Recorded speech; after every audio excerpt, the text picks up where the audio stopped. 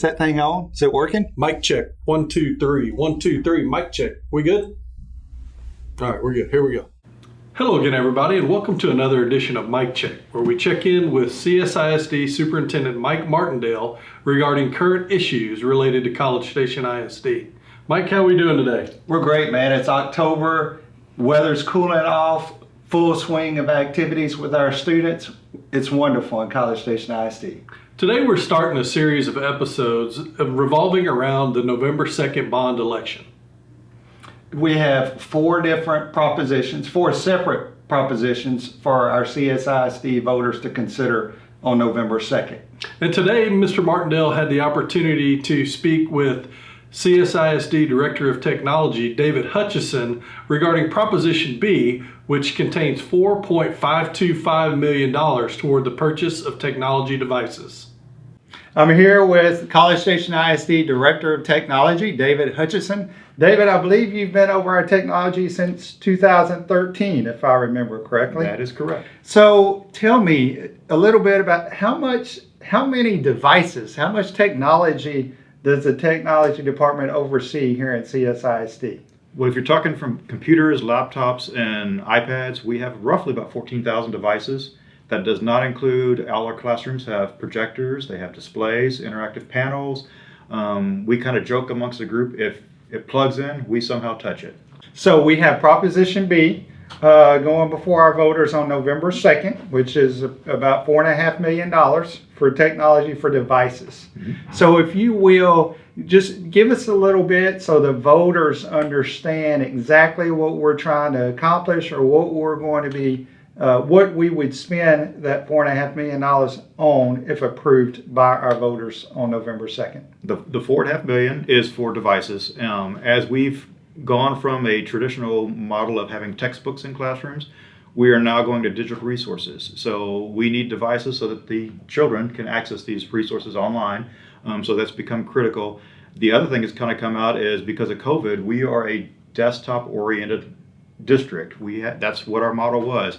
With COVID, we need mobility. We need to be able to flex rooms around, so laptops are huge.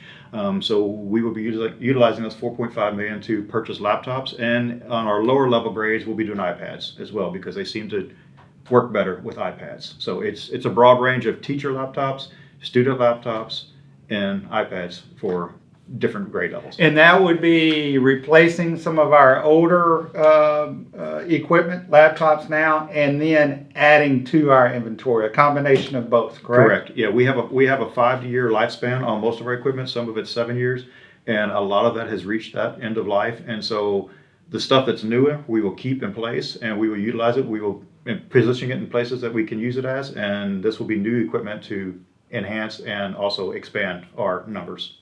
Okay, now I understand this could kind of be a moving number because prices change, technology, supply and demand, those types of things. Give me a ballpark, an estimation of how many laptops or iPads that we would be attempting to or looking to approximately purchase with this $4.5 million. Yes, obviously everybody's experiencing price increases on everything. Technology is not immune from it. It is hitting us as well. But our goal is to get at least 5,000, if not more, devices to replace older ones and add into additional, our inventory, so we have more devices in our hands of the kids. So that is what we're targeting. Now we are also going to, with the volume purchase, we're hoping that we can get more for our dollars because they're bigger volume. So cross our fingers, maybe that number will creep up to 6,000 or 7,000. David, we appreciate you, your work. What your department does is absolutely vital to the quality of education we're able to offer our students and the resources you provide to our teachers to really support their instruction and the classroom and our student learning. So thank you all for what you do. Thanks, Mike and David. That's some good information regarding Proposition B.